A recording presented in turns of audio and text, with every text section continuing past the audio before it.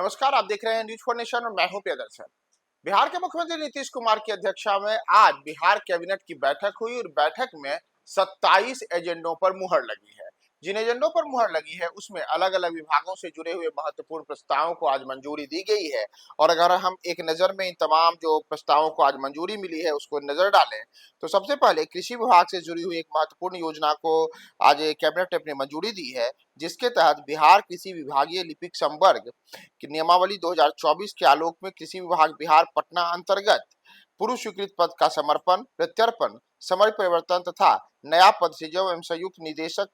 पौधा संरक्षण के अधीन स्वीकृत पदों का समर्पण, प्रत्यर्पण के अनुसार लिपिक संपर्क के 2590 पदों के पुनर्गठन की स्वीकृति दी गई है। यानी कि कृषि विभाग के अंतर्गत कुल ये 2590 पदों की पुनर्गठन की स्वीकृति दी गई है। इसी तरीके से नगर विकास एवं आवास विभाग के अंतर्गत आने वाले एक महत्वपूर्ण फैसले में सुधीर कुमार, जो कि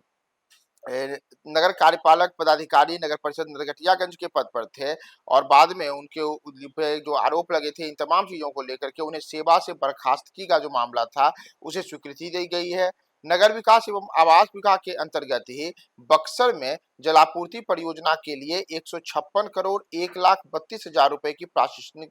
स्वीकृति दी गई है। और इसी तरीके से नगर विकास एवं आवास विभाग के अंतर्गत ही एक अन्य योजना के अंतर्गत केंद्र प्रायोजित अटल नवीकरण शहरी परिवर्तन मिशन यानी कि अमृत 2 अंतर्गत मोतिहारी में सीवरेज नेटवर्क परियोजना लागत के तहत 399 करोड़ 85,28,000 करोड़ रुपए की प्रशासनिक स्वीकृति दी गई है। अन्य योजनाओं के तहत जिन विभागों को आज स्वीकृति दी गई है उसमें मद्य निषेध एवं उत्पाद निबंधन विभाग के बारे में अगर बात करें तो इसके अंतर्गत 6 जिलों जिसमें कि रोहतास, औरंगाबाद, पश्चिम चंपारण, बेगूसराय, किशनगंज एवं गोपालगंज जिले शामिल हैं। यहाँ स्थायी रूप से एक एक नया उत्पाद रसायन प्रयोगशाला खोले जाने एवं उक्त सभी कार्यालयों के लिए उत्पाद रसायन परीक्षक, प्रयोगशाला सहायक, प्रयोगशाला तकनीशियन, निम्न वर्गीय लिपिक, उत्पाद एवं कार्यपालक परिचारी के एक एक पद तथा मद्य निषेध सिपाही के 3-3 पद यानी कि कुल 48 पदों के सृजन की स्वीकृति दी गई है। राजस्व एवं भूमि सुधार विभाग के अंतर्गत नवादा जिला से जुड़े हुए पकड़ी बर्मा के मौजा कचना में अलग अलग भूमि के हस्तांतरण को लेकर के एक स्वीकृति दी गई है। इसी तरीके से राजस्व एवं भूमि सुधार विभाग के अंतर्गत ही सभी 927 राजस्व न्यायालयों के आधुनिकीकरण तथा वीडियो कॉन्फ्रेंसिंग के जरिए सेवा लागू करने के हेतु आवश्यक आधुनिकीकरण के लिए 38 करोड़ 12,10,10 रुपए की व्यय की स्वीकृति दी गई है। सामान्य प्रशासन विभाग के अंतर्गत बिहार कर्मचारी चयन आयोग में डाटा एंट्री ऑपरेटर के कुल 29 एवं कार्यालय परिचारी के कुल 6 यानी कि कुल 35 पदों के सृजन की स्वीकृति दी गई है। शिक्षा विभाग के अंतर्गत बिहार विद्यालय परीक्षा समिति संबद्धता नियमावली 2011 के प्रावधानों के संबद्धता मानकों के पूर्ण करने हेतु राज्य के अनुदानित 626 माध्यमिक विद्यालयों को 1 वर्ष के लिए अवधि विस्तार करने की स्वीकृति आज कैबिनेट ने अपनी दी है। इसके अतिरिक्त स्वास्थ्य विभाग साथ ही साथ कई अन्य विभागों को लेकर के भी कई महत्वपूर्ण घोषणाएं की गई हैं, जिसमें कि कुछ विभागों को लेकर के अलग अलग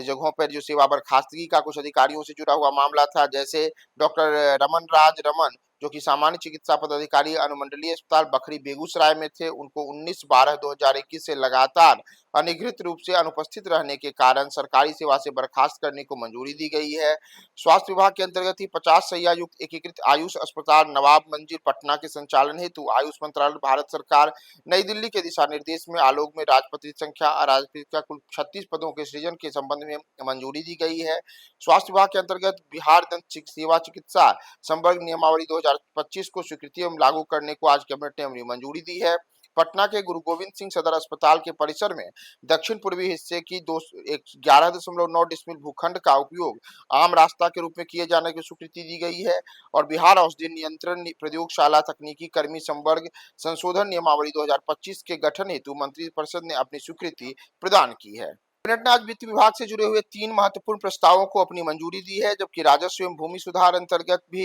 एक अन्य महत्वपूर्ण प्रस्ताव को मंजूरी दी गई है। खान एवं भूतत्व विभाग के अंतर्गत कोल वितरण नीति 2007 के तहत लघु मध्यम एवं अन्य उद्योगों को उचित मूल्य पर कोयला की आपूर्ति हेतु Bihar state mining corporation limited को 5 वर्ष के लिए यानी कि 1/4/2025 से 31/3/2030 तक राज्य नामित एजेंसी नामित करने के संबंध में स्वीकृति दी गई है। और मंत्रिमंडल सचिवालय विभाग के अंतर्गत बिहार के मंत्री के वेतन भत्ते और समय समय पर यथा भत्ता संशोधित नियम 2024-6 के संशोधन के संबंध में आज कैबिनेट ने अपनी मंजूरी प्रदान की है। इसके साथ ही मंत्रिमंडल ने आज मंत्रिमंडल सचिवालय विभाग के अंतर्गत उर्दू निदेशालय से जुड़े हुए एक महत्वपूर्ण प्रस्ताव को मंजूरी दी। साथ ही साथ शिक्षा विभाग से जुड़े हुए भी कई महत्वपूर्ण प्रस्तावों को मंजूरी दी गई है। स्वास्थ्य विभाग अंतर्गत लोक स्वास्थ्य संवर्ग एवं अस्पताल प्रबंधन संवर्ग के गठन हेतु आवश्यक विभिन्न स्तर के कुल 20,016 अतिरिक्त पदों के सृजन की स्वीकृति दी गई है। नगर विकास एवं आवास विभाग के अंतर्गत वित्तीय वर्ष 2024-25 में राज्य के नगर निकायों के बकाये विद्युत विपत्रों के भुगतान हेतु स्थापना एवं प्रतिबद्ध व्यय अंतर्गत तृतीय अनुपूरक आगणन के प्राप्त कुल 301.18 करोड़ रुपए की राशि को स्वीकृति दी गई है और उद्योग विभाग के अंतर्गत बिहार औद्योगिक निवेश प्रोत्साहन नीति 2016 का अवधि विस्तार नई औद्योगिक निवेश प्रोत्साहन नीति 2025 अधिसूचित होने तक प्रभावी करने के संबंध में आज कैबिनेट ने अपनी मंजूरी प्रदान की है। तो कैबिनेट के द्वारा जो कुल 27 एजेंडों पर आज मुहर लगी है, इन 27 एजेंडों में अलग अलग विभागों से जुड़े हुए तमाम प्रस्ताव रहे जिनको आज नीतीश कैबिनेट ने अपनी मंजूरी प्रदान की है।